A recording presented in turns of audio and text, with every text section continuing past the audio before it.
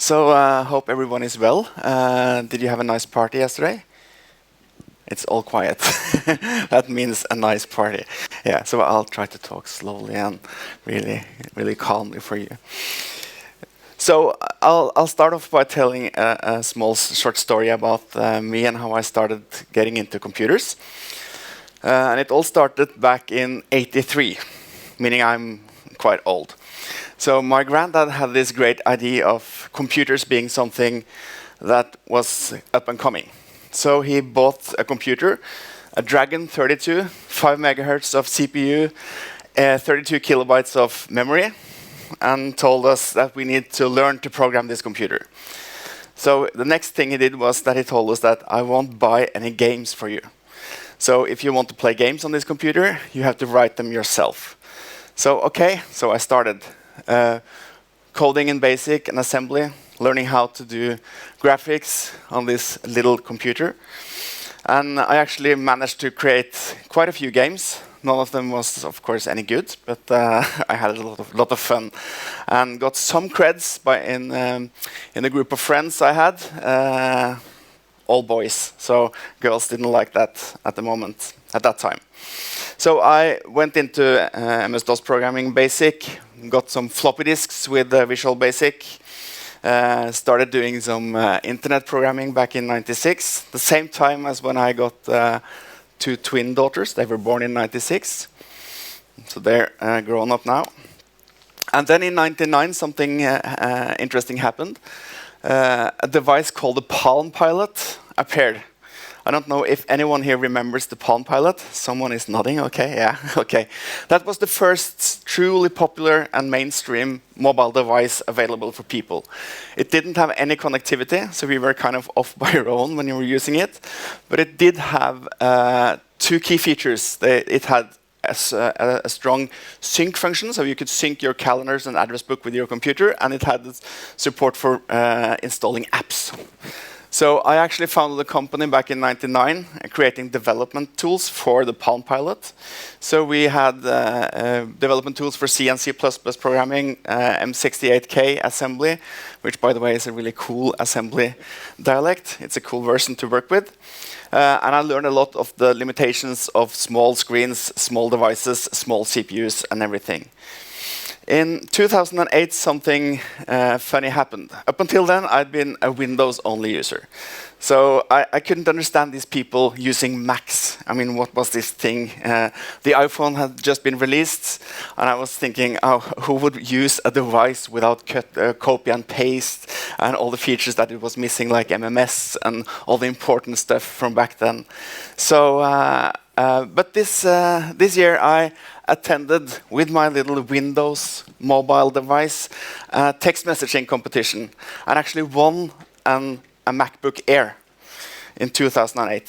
So that summer I brought along this MacBook Air on my vacation, and I found something on the computer called Xcode, and started to write apps for the iPhone. And I was, of course, totally sold, and I've been using Mac and the iPhone ever since. Not looking back, not missing my old Windows mobile devices. Wonder why. I started moving into Xamarin, which is Microsoft's tool set for building iOS and Android applications on using C# and .NET. Used that for quite a while, built quite a few apps with those tools. And then I founded a company, a consulting company in that period, and had a lot of clients. And in late 2017, another short story, we had a client that suddenly just disappeared. We didn't have the client anymore. We were 4 people getting paid from that client, and suddenly there was no client.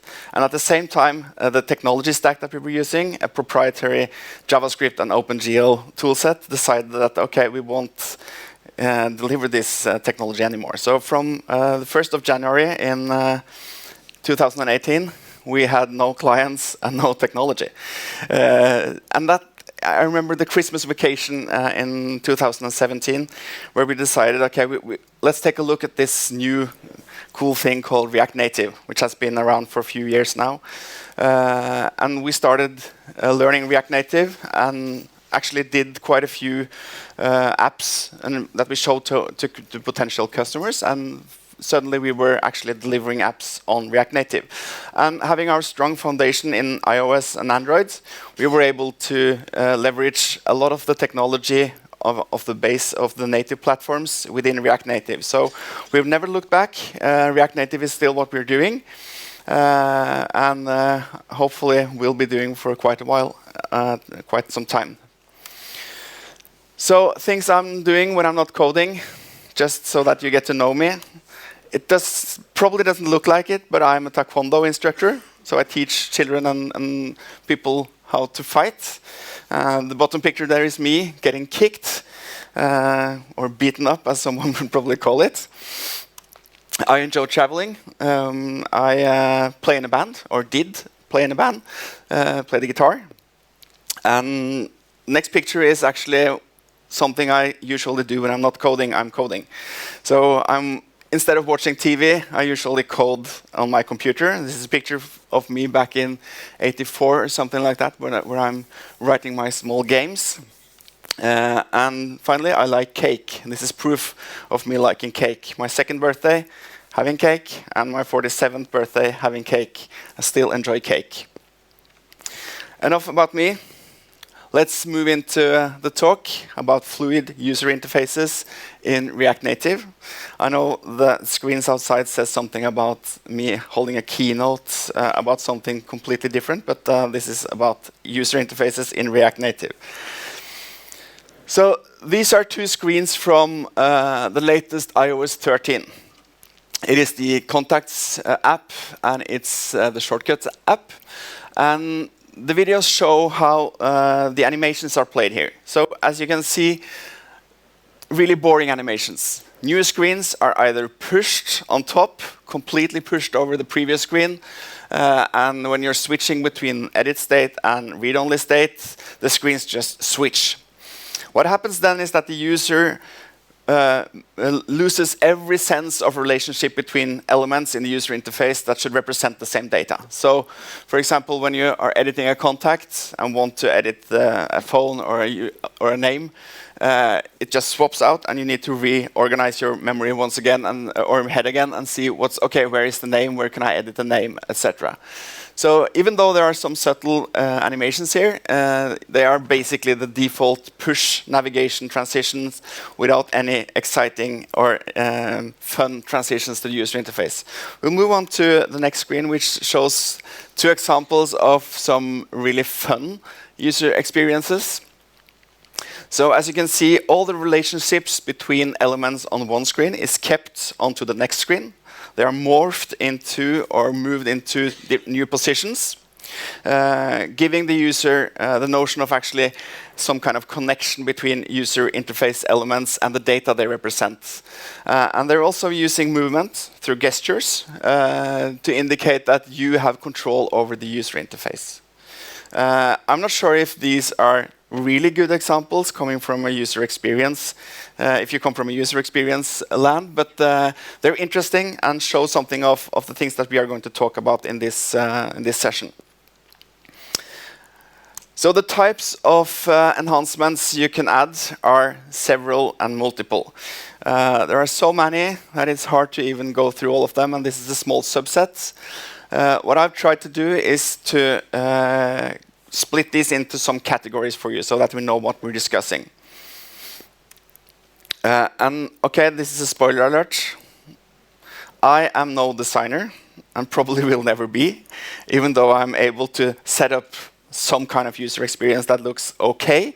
So all the examples that you will see does not contain anything interesting design at all. They are all boxes, bright colors, and default text. Okay, so it's not looking really good, but it's I'm trying to explain the concepts. So the first category of enhancements that we're adding are basically something called micro interactions. They are small, quick animations indicating some kind of state change. So data is usually not added or removed from the user interface, but the animation tries to call your attention or indicate that something has happened or something has slightly changed. These are small, fast, quick, and will probably be for buttons and icons and stuff like that. Next up is something called transitions and animations. Probably a bad category title, but okay.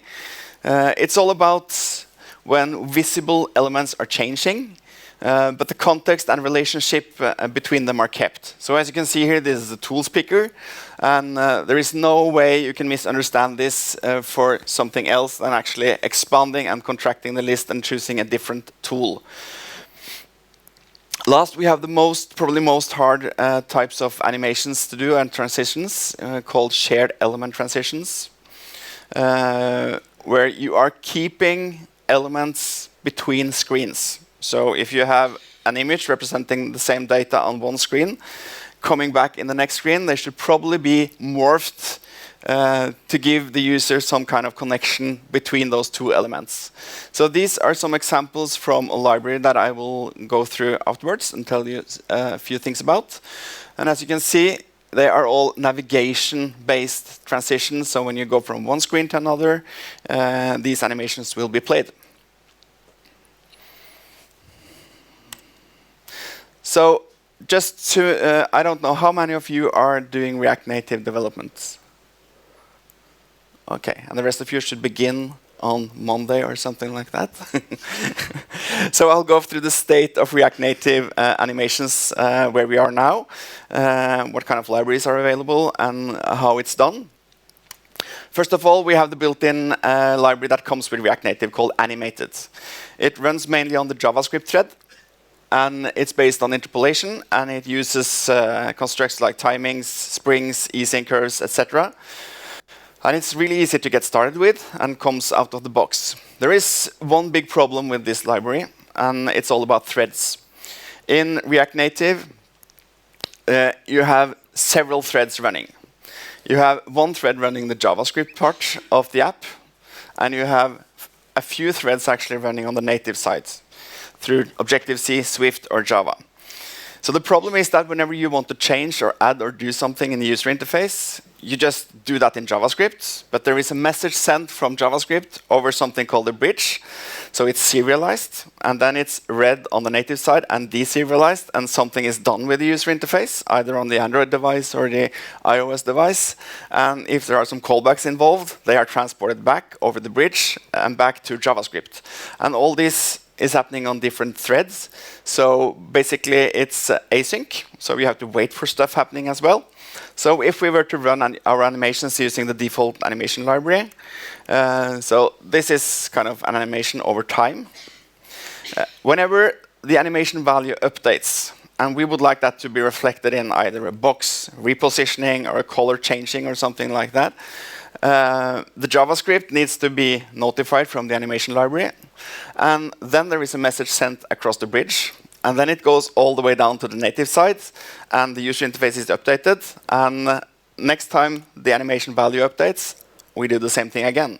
So if this animation lasts for 4 seconds, 1 second, half a second, there are a lot of communication going back and forth over this bridge, and that takes time and degrades the performance of your app.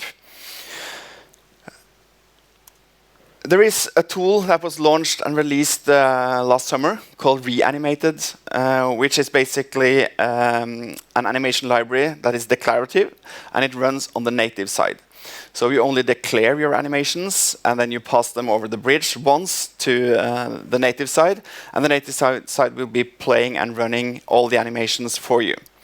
It also have a backwards compatibility layer with Vanimated, the original library that React Native comes with, so that it's easy to swap this in and out. The problem with Reanimated, even though I really love Reanimated, it's a good library, is that it's quite complex. It's not it's a lot of small text, and that's the point. You shouldn't need to read it. This is an extract from the code to do navigation transitions in React Navigation. So this is how things are set up. It's basically a tree of nodes that are declared and set and passed down to the native side. And you can have conditions, logical and arithmetic operators, and you can set values, you can read values, you can start and stop clocks, you can do a whole lot of things, but it's complex and it's hard to do. So this library is really powerful, but it's kind of complex to learn, and it's really different from regular JavaScript. If you come from that part of, if you're doing JavaScript in React Native. And next up, we have a new kind of citizen in the React community. It's called React Native Web, which is basically a set of primitives and libraries that implements the feature set of React Native on React.js.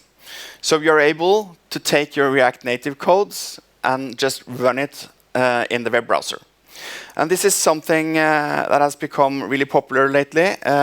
If you've heard of Expo, which is a company that delivers tools for writing React Native apps directly in your web browser, publishing them directly from your web browser. You don't need to even have a Mac to do Xcode development. They have put a lot of effort into React Native Web lately to get it up to parity with React Native. A guy called Evan Bacon has done a lot of things. He has created some really cool examples showing cameras and gestures and everything running on the web using React Native Web. So we also need to take React Native Web into consideration when doing animations. So animations. Important concepts. I don't know how much you know about animations, but they're basically almost always, we see timing-based animations where you run a value from one value, a number from one value to another value, and you map this onto, for example, the color or the size of an element. This is done on using a duration. You tell it to last for 300 milliseconds or 700 milliseconds. And to make sure that the animation looks good, you apply an easing. Easing is basically a way to get a more natural looking animation. So instead of when I walk, I don't start abruptly and then just stop. I don't walk like this and then back. I accelerate slowly like this and then up to speed, and then I stop decelerating again. So that's a more natural looking way of adding movement animations to your code. So that's where easings come in. And if you want even more nice animations, you bring in spring physics, which are basically simulating springs. So that's where you get the bouncy animation where things are kind of moving and bouncing a little bit. And they're also really nice because you can provide a spring function with some velocity. So if you're already moving an element with your gesture, you can take that movement, the speed of that movement, apply it to the spring, and the spring will act naturally according to the movement you just did. We're not done yet. Delays. Often you don't want your animations to be run at different times. That needs to be handled some way. You need to coordinate multiple animations running in lists, for example, where you want each list item to appear at the slight offset of the first one. And this needs to be coordinated. So the list itself needs to know about all the animations being played in the list. And that's also something we need to take into consideration. And last but not least, performance. Really important when it comes to animations. Animations can be really expensive, and especially if you're doing them on over this bridge, it's going to cost. So how is this done? Okay, this is a simple example, and now the spoiler alert, I'm not a designer, as you can see. Really nice colors and everything. This is a component that we want to add some animation for the change in states. So as you can see, it changes its size, border colors, border sizes, and also the height of the box. And we want to add that animation on the right-hand side. This is the component for you people not being familiar with React Native or React. This is a functional component, meaning that the component is basically a pure function. We're using something called hooks, which is really nice. It's a way of storing persistent data between calls to that function. So by using a function called useState, I'm able to get a persistent variable storing the state between each re-render of my component. As you can see, I have one state. It's the active state. It is toggled on-off when you press the component. And whenever we change the active value, we change between two styles. Okay, so the first style is the small one, and the next one is expanding. So we'll show how to add animation to this component through React Native. So first of all, we need to add some references. We have a reference to the currently running animation. We need to be able to stop the currently running animation whenever we start new ones. And we need to have an animation value that will actually drive the changes that we are applying to our styles. I'm using some hooks here, use memo. It's only to memorize values so that I don't need to recreate them on every render. Next we need to do is build the animated style itself. So the animated style is basically a style where we interpolate values based on that animation value. So the animation value will change from 0 to 1 and 1 to 0 back. And we will add an interpolation upon that range. So we will interpolate the height of the components, as you can see. And we will interpolate the border radius. There it comes. And the background color of the components. And building interpolations like this is really easy. It's only just, you just need to know the values that you're mapping back and forth from. You can map values like numbers. You can also map values like colors using strings. They will be translated into numerical values before interpolated and animated. So that's the animated style. Not that hard. And last, we need to introduce a side effect. We need to say that when the state of the component changes, we will run this animation. We will use a hook called useEffect, which is basically that. It's a side effect that will be run, or a function that will be run, when the active state changes. So first of all, we need to check to see if there is any previous animation running. That's why we have the reference to that one. So, and this is code that you need to write for all your animations, so we will just have to stop it. Next up, we'll create the animation object itself. We will base this on the timing animation, where we run a value from 0 to 1 or 1 to 0 over a period of time, 550 milliseconds, I think. And we have also added a slight easing curve to make this look more natural. So this is the animation. And last, we need to start the animation and clean up when we're done. So that's the last part. We start the animation, and we get a callback, and we can clean up the animation when we're done. So this doesn't look too hard, does it? No, it's kind of comprehensible. The thing is that these animations take some space. Your source code files will grow with these animations. You might want to animate even more things. You might need to animate to change your animations when the style changes. And as you can see, this isn't even very maintainable. So if the designer comes in and says, okay, we are not using the pink and gold background colors anymore, we will be using something else, this won't work, because then someone would have to go in and code that change instead of the designer just changing the style. And in addition, you often have code in your component source files for fetching data, for handling user events. So this can be a mess. We have some examples of this in some of our apps that we have written, where we have really, really huge files, and most of the code is animation code.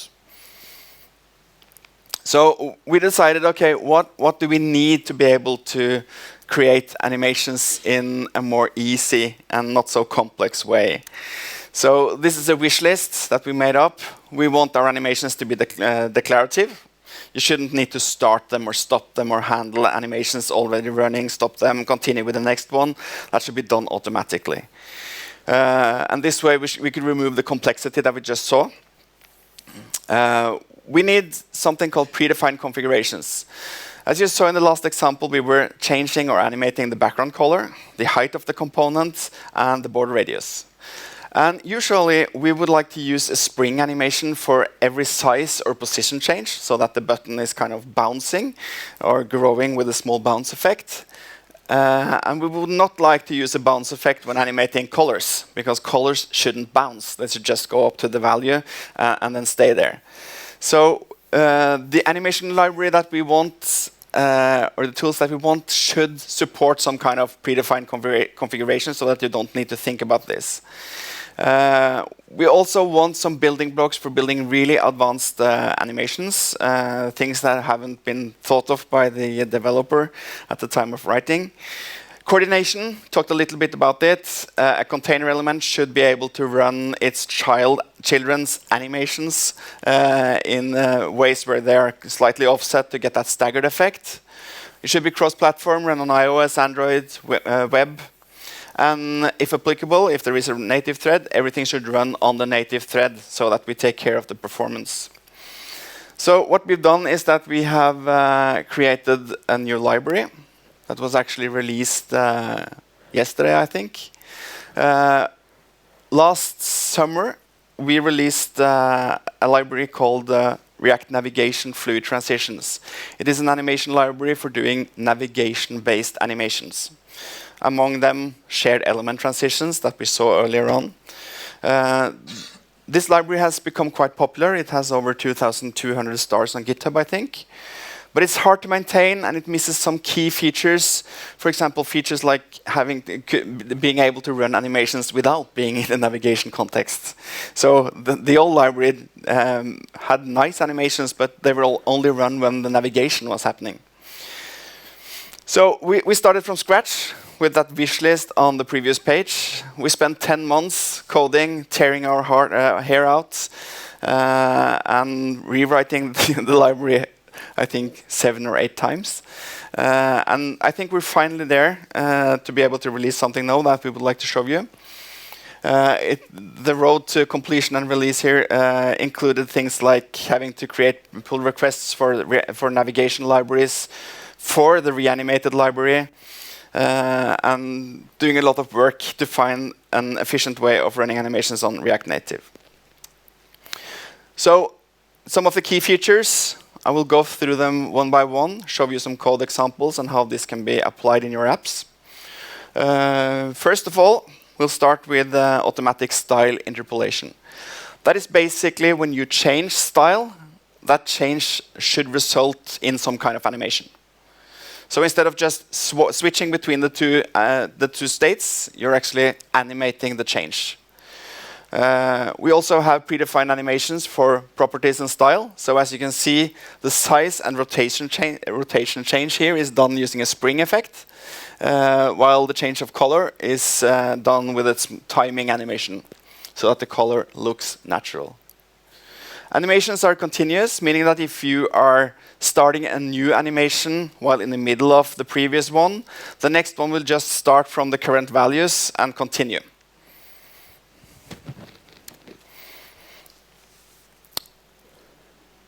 So this is a small example of how we can take that component that we just added animation to previously, with all the code that you saw, and use this fluid transitions library to add the same animation.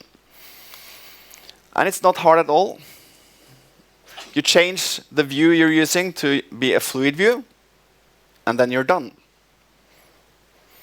Resulting in the same component animating its style changes without you having to write any code at all. This is cool. It's too early. People aren't applauding or anything at the ooh, thank you.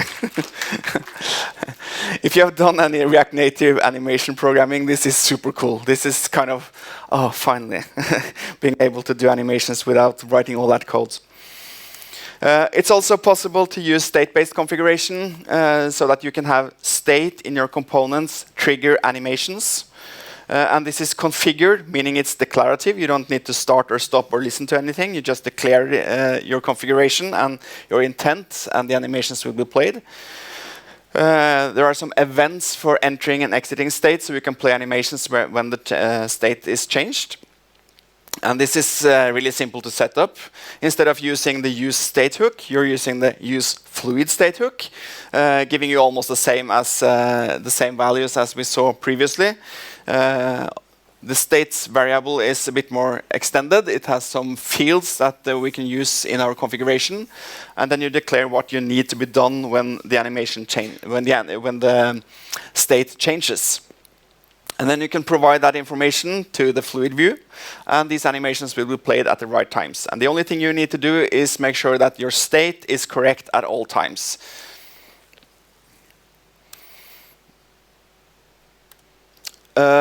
We have added support for coordination, meaning that the container is able to know about the child animations inside of it and can manipulate them, start them at different times, for example. So this is a simple example where we have a containing view, a fluid view, with a staggered config, meaning that all the animations should be staggered, played with a small offset, looking like they're kind of entering the screen. We have provided a custom stagger function, which is me writing some math that I don't really know, calculating the distances between the click on the screen and all the boxes. So the boxes closest to the click should be the one animating first. And all the animations are actually declared inside the box component. And the box component doesn't need to know anything about its context. It just says, OK, I have some animations, and the containing view will take care of that, resulting in something like this. Looking cool? Hey! Thank you. That's me designing. I did warn you. So next, we have another thing that is really hard to do in React Native. Have any of you tried to do this before? Someone is raising his hand. Yeah. Was it hard? Yeah. Semi, kind of. Yeah. It's basically connecting the scroll position of the scroll view to an animation.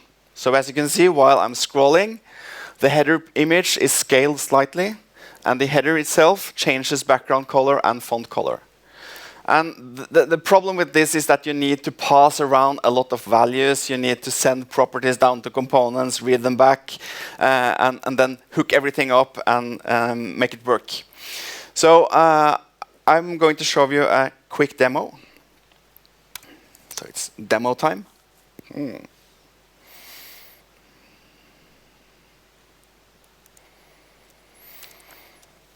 So this is the default React Native app. So this is how it looks when you create a new React Native app with the latest versions of React Native.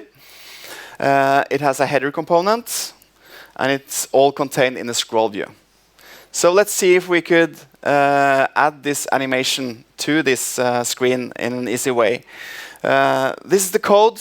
I've done almost nothing to this project except installed the packages, React Native Fluid Transition packages, because it takes a while to install everything. And I've included some imports from the Fluid Transitions library. So what we'll do is that we'll write the configuration and declaration of this animation first. So I'll start off by writing, setting up a value that tracks the scroll position.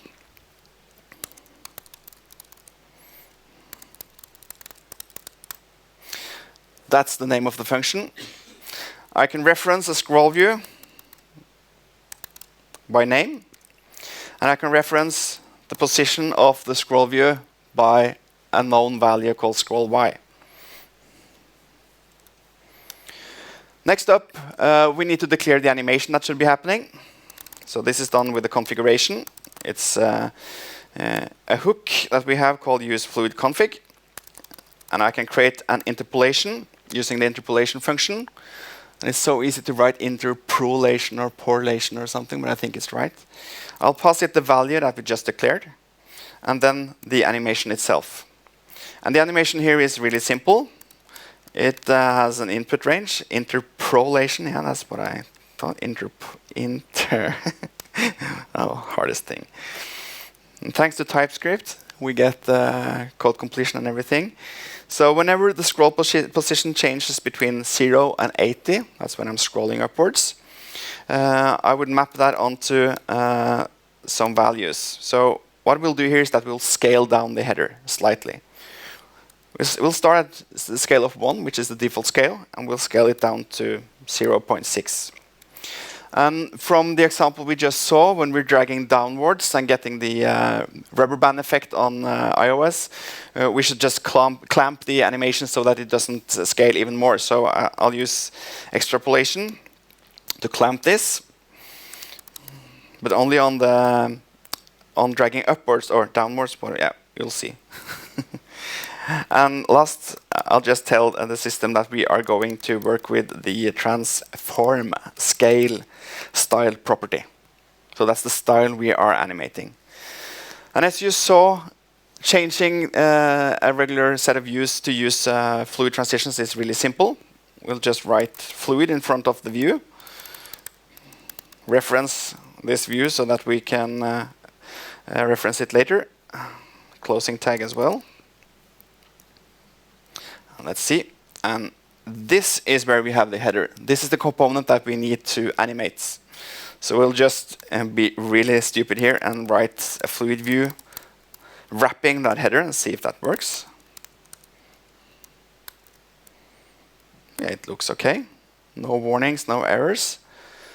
And you can see when I scroll, the header is actually scaling down and it's stopping and it's bouncing when we drag at the bottom. Was that more easy than last time you did it? A bit, thank you. Thank you. So I'll go back to just to show you. This is actually also working on Androids. You can see that the scale of this emulator is a bit off at the moment. But maybe you see it, it scales on Android as well. So quick demo there. We'll go back to the slides. I'll just have to switch my screen.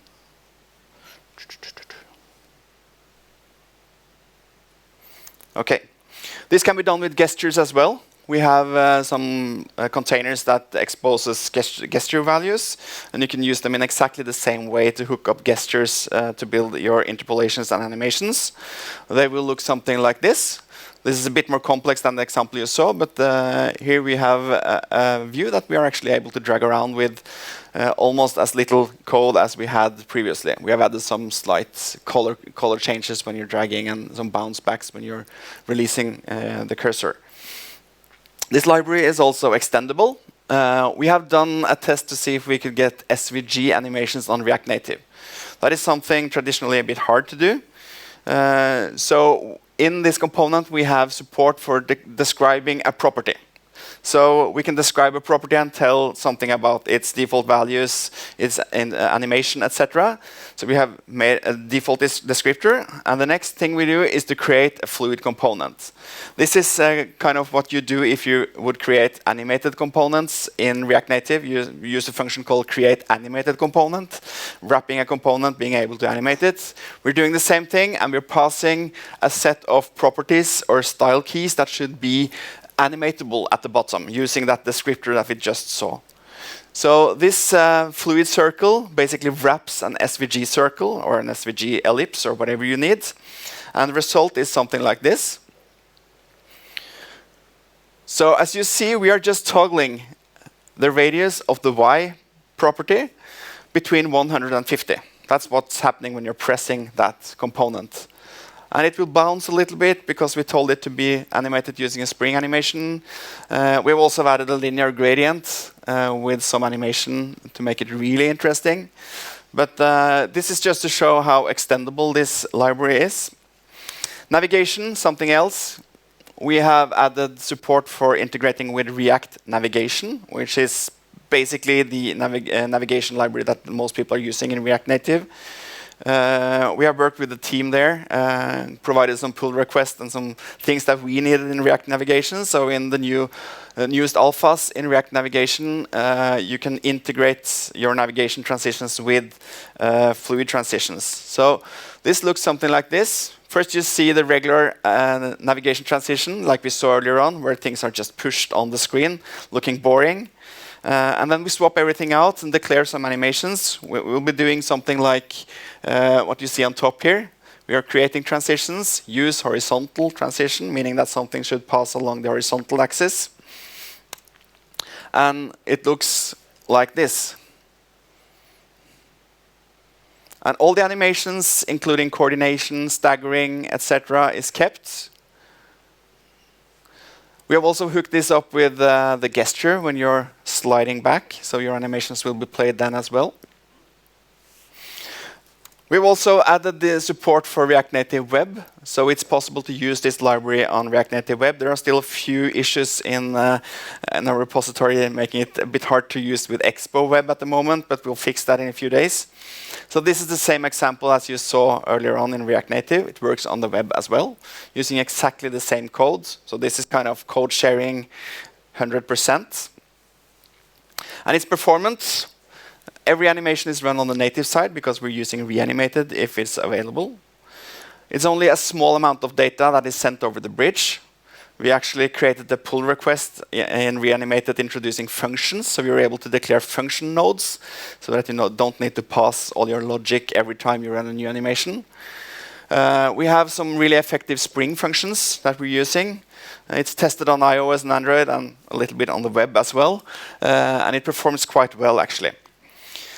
So thanks to my company Fram X in Norwegian, Bjørn Egil, my partner there, for support and motivation. Thanks to the guys at Reanimated Software Mansion, and thanks to the React Navigation team, and also thanks to React Native team. There has been a lot of work to get this correct and functioning and working in React Native. An alpha release is available right now. I would suggest that if you want to test this out, create a new project in React Native and install the dependencies and start swapping out views with fluid views and see what's happening. Okay, that was all for now. Thanks for having me, Mobile Era. It's been a pleasure. Thank you.